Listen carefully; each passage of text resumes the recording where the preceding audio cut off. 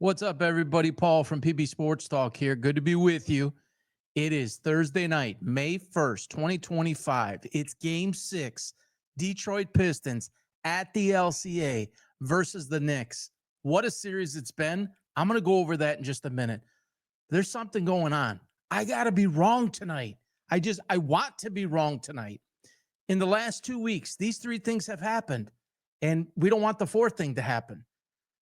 I predicted Shedeur Sanders to be drafted in the fifth round. I produced that video on January 19th on my show, and I specifically told the Cleveland Browns to stay away. And the Cleveland Browns drafted him in the fifth round. Wild. Still can't believe it. 2 weeks ago, before the NBA playoffs started, I selected the Pacers in an upset over Milwaukee. And then the bigger one is I selected the Minnesota Timberwolves to upset the joke Los Angeles Lakers and that debacle arrangement with Luka Doncic. And I also predicted in a separate video the Knicks over the Pistons in 6 games, possibly 5. So they pulled it out the other night. We're at game 6. I want to be wrong. I want to see that place rocking tonight like never before. Forget the bad boys. Forget the other night or a week ago, whatever it was. I put a post out earlier. Hopefully the Illiches reinforce that roof because that thing is about to come down. You see here behind me, the whiteouts going on. I imagine all the stars will be there, former players, local celebs, musicians, coaches, you name it, people from New York. This is the game to watch. They have the entire forum tonight to show off the Detroit Pistons, the city of Detroit, that stadium, everything about it.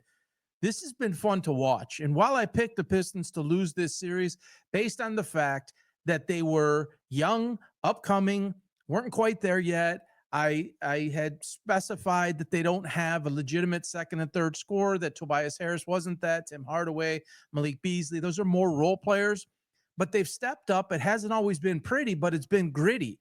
Sorry for the tacky cliche there, but it has been. It just hasn't always been pretty, but they've gotten the job done. And the other night, and the fouls and the turnovers and the losses on the replay and all the different type stuff going, it hasn't gone perfect. But the last 3 games, and when I looked at this the other day, it hit me, and I didn't realize. I knew they were close, but sometimes when you look at something, it's like, holy smokes, I didn't even realize that. The last 3 games have been decided by a combined 6 points. That's insane. So you have the Knicks who've been around with this group for a minute. Karl-Anthony Towns, Jalen Brunson, absolutely 2 top scorers, can get what they want whenever they want. And they have some really nice pieces around them. Mikal Bridges, Anunoby. I mean, they've got guys. And the Pistons are doing it with Schroeder and Beasley and Hardaway, and getting contributions from say lesser guys. So there's a few things that I want to recognize here before I get into some of the statistics. It started with Gores, and he got Trajan Langdon, and Trajan Langdon got Bickerstaff. But one thing that I think everybody has overlooked all year long is the fact that the Pistons essentially have 2 head coaches. Luke Walton is the lead assistant coach, but has been a former head coach. And I just think that is absolutely underestimated in all of this. See, structurally, I believe they are finally sound from all the way at the top and all the way down through. But you cannot discount or not give proper credit or due to the fact of Luke Walton being involved in this quick ascension and the development of Cade Cunningham is pretty special. And I want to make sure that Luke is recognized, because he's a big part of this, guys. He's quiet, he's behind the scenes. We don't see from him, we don't hear from him, but I followed his career as a coach. He had some challenges, obviously, some things that made him have to step away, but he has ability, obviously knows the game, grew up around the game, and he has a tremendous ability to relate to players, and particularly young players. So Luke Walton's been a huge addition to this team. All right, Cade Cunningham. So Cade is 25.4 points per game, 8.6 rebounds, and 8.8 assists per game in his first 5 career playoff games. To me, that's very good. And the other day, I was on social and I said, you can't go 3 for 13 in an elimination game. And then he turned it up a little bit there in the final 5 to 7 minutes. and it was able to be integral in helping them get over the hump. I've always been a firm believer as a past coach and as a student of the game, and from all of my teachers, that I would rather have 6, 7, 8 guys in double, eight's a lot, but 6 or 7 guys in double figures before I have one guy that scores 45, 50. Historically, you can always look. I mean, Jordan might be the exception, Kobe to a degree, some of the other true greats, but you could look at how that works out for the Lakers. It doesn't work consistently where somebody has 45 and then a second score is a far drop down. So I would much rather have a guy that's scoring 25, 30 a night like this with Cade. And then you have your second and third scorer getting 23, 25, 27, something like that. But I do think that this is key tonight. If Cade Cunningham scores 35 or more, the Pistons win this game, and it might be that they win this game going away. That's a big number. It's a critical number because if he gets 35, that means he's getting to the free throw line. He'll be getting other people involved, and he'll be getting them in foul trouble, and the place will be energized. And it's just the city of Detroit, the fan base is truly getting behind Cade Cunningham. And as he goes, obviously the team will go, because there just isn't a plethora of guys that are, veteran all-stars, multiple time, perennial type all-stars, 20-point a game scorers, this type of thing. So it's going to go as he goes. If he comes up with 14, 16, 18, even 20, something like that, probably not going to go well. 35 is the key number tonight. I look for him to get that. I really do think he's going to get that number. And if it's not, it's going to be damn close, 32, 33. All right, let me show you this here, because this is a little bit about what I was talking about. Let's start up at the top there with Jalen Brunson, second column all the way from the right. You'll see Brunson at 29.8, Karl Anthony Towns 21.6, 16.6 for OG, 14.4, and then 11.6 for Hart. So slide down to the Pistons here. Top, obviously, as I just said, is Cade Cunningham at 25.4. Then Tobias, you see the drop down there. It's a 5-point swing difference. First of all, Cade's less, and then you have Tobias, at 16. Then Schroeder at 13, Hardaway at 13. Decent balance there. And then Beasley at 12.8. Osser came up huge the other night, and Jalen at 10. So that's actually 1, 2, 3, 4, 5, 6, 7 players in double figures, which supports what I just said a few minutes ago. And for the Knicks, you have 1, 2, 3, 4, 5.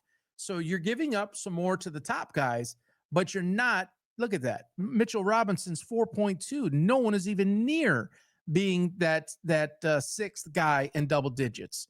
And wow, this is actually, I'm studying it a little bit closer now as I'm explaining this. And that's 3, that's 6, that's 7 guys in double figures, 2 barely, 1 exactly on, and Jalen Duren. And Osser just over at 10.4 in the game the other day, put him up over that. And then 12.8 is not much by it. Beasley's been pretty cold, but it's just a streaky shooter. That's not your reliable, guys. That's not your reliable 25-point a night guy. That's why he is who he is. He has a role and he has a place, but we can't expect him to step up and hit 25 every night. Your scorers have to score. Your support players have to support. And then there's always got to be one guy, at least one guy, that really steps up. So, Karl Anthony Towns, I believe he had 17 the other day, really an off game. They're going to have to find a way to neutralize one of those 2 guys tonight, Brunson or Towns. That's no easy task. That's tough. The crowd, they're not even going to be able to hear themselves think. And basketball, as we all know, is a game of runs. That you can go on an 8-1, 10-1, 12-2, 17-3 type of run. The Knicks will get theirs. They're just too talented to not be able to get theirs. And then get to the rim, draw fouls. They can control the game and control the clock with different things that they do, and that's hard for the Pistons to negate that. But the Pistons feeding off that home court energy, I don't think we'll see a 104-93 or a 104-103 or 99-97 game. I think this will open up a little bit. It won't be crazy scoring. I don't think it'll be as low as what the Lakers was last night, whatever that was, 104-93 or something in that range. I think they'll for sure surpass the 200-point threshold. And I think there's going to be a lot of running this game. The Pistons love to get out on the fast break. They have the athleticism to do that. You want to get Karl Anthony Towns in a running game up and down the court. He's a big, lumbering guy, 6'11", 260, 265. You want him going up and down. They can get athletic too now. They can get up and down with Bridges and Anunoby and Brunson, and Josh Hart's terrific multifaceted, multidimensional player. But the Pistons with Cade and Tobias can get up and down even at his age. Schroeder and Hardaway and Beasley and Thompson and Duren, great rim runner. This is really going to be fun to watch, and I'm excited to watch it. This is huge for the city.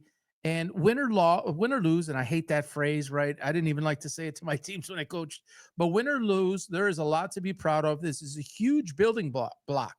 And quite frankly, I think they're actually playing on borrowed time right now. I said Knicks in 6, maybe 5. You could make a debate and an argument that they shouldn't be in game 6. You could also make that equal argument the other way, 50-50. But this is house money.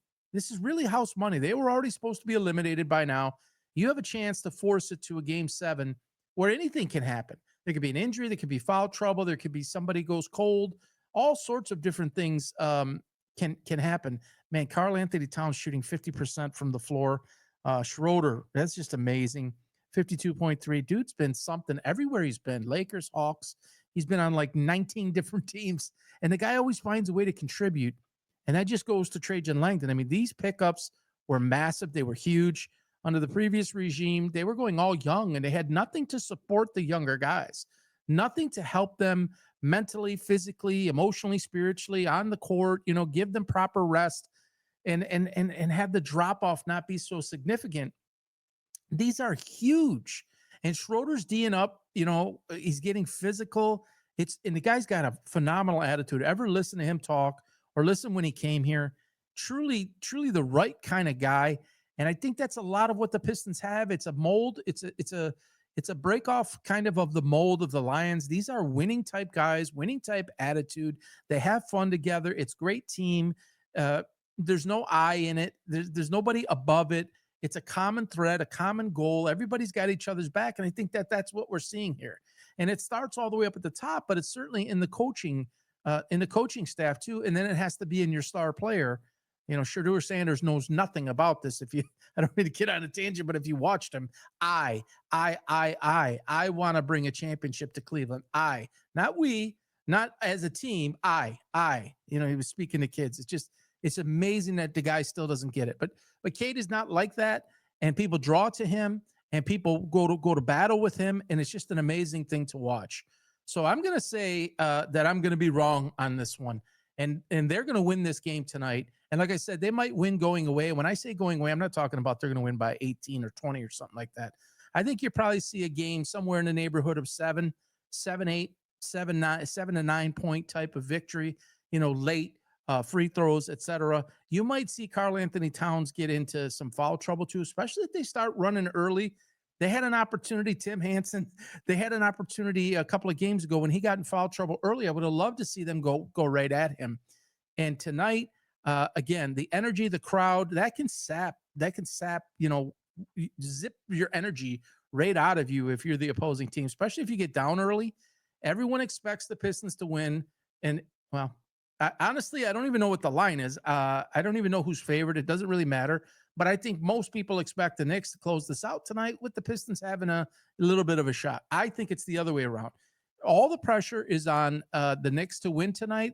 The Pistons don't have any pressure. And I think because they're at home, that puts them in a very unique position, and they're battlers. They will fight until the end. So I'm looking forward to it. I cannot wait to watch this. I cannot wait to see this team take the next step. And again, those I'm happy about those predictions. I'm glad to give some people the advice like that and hit on those. But I really want to be wrong tonight, and I hope that I am. And hopefully, we're talking about anything can happen game 7. So everybody enjoy the game. Please, if you haven't already, follow me on X at PB Sports Talks with an S, on Facebook at PB Sports Talk. You'll see me getting more involved on Instagram. You'll see me drop more and more of these going on. Show coming up this Saturday. Should be a pretty good one. 10 a.m. start. Hopefully we're talking about these guys in a game 7. 10 a.m. Eastern, live Saturday morning. Until then, everybody have a great night and go Pistons. Wear your white tonight. All right, everybody. Take care. Bye-bye.